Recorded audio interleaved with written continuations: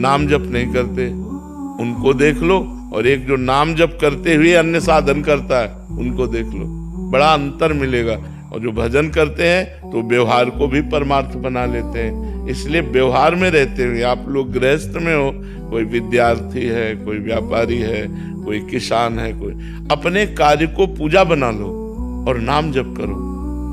आप में इतनी सामर्थ्य आ जाए। बड़े बड़े गृहस्थ इतने समर्पित हुए कि विरक्तों से बढ़कर भगवान से प्यार किया।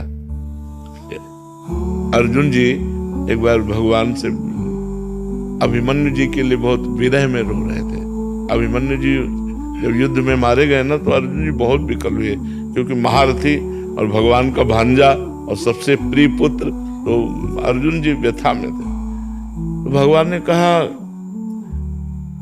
भक्ति में इस तरह की आसक्ति उचित नहीं होती। यद्यपि वो वीर महान पुत्र था, आपका सोचना, लेकिन इतना व्यथित हो जाना। बोले, क्या प्रभु कोई भक्ति में अपने पुत्र को ऐसे बलिदान कर देता है और उसको दुख नहीं होता?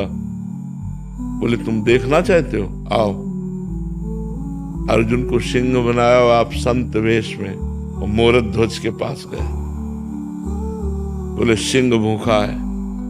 मतलब ये कलयुग में तो हो ही नहीं सकता, कलयुग में ऐसा हो ही नहीं सकता। कोई विचित्र कोटि का भगवान का भक्त पैदा हुआ हो तो बात अलग है। उनका मेरा सिंह भूखा है। बोले, प्रभु आदेश करो। बोले, सिंह क्या खाता है? कोई घास रोटी थोड़ी खाता है, वो तो मांस खाता है।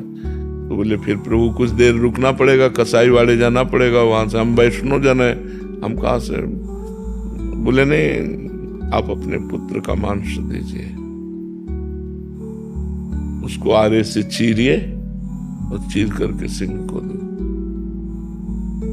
पति पत्नी ने पुत्र से कहा कि बेटा, ऐसा एक संत आदेश कर। भगवान के रूप में नहीं गए थे, संत के रूप में गए थे, और उनका सिंह भूखा है, रोक है, तो उनका नाशवान शरीर अगर किसी के कार्य आ जाता है, हमारे अतिथि पूजा में आ जाता है, तो हम धन्य हैं। आप बिल्कुल संकोच मत कीजिए। और वो भक्त का पुत्र भी भगवान का भक्त होता है ना, ऐसे आरे से चीर करके, मोरध्वज की कथा प्रसिद्ध है, तो अपने पुत्र को आरे से चीर कर अतिथि भगवान, तो वहां ना सिंह था ना वो संत थे, वो तो भगवान थे।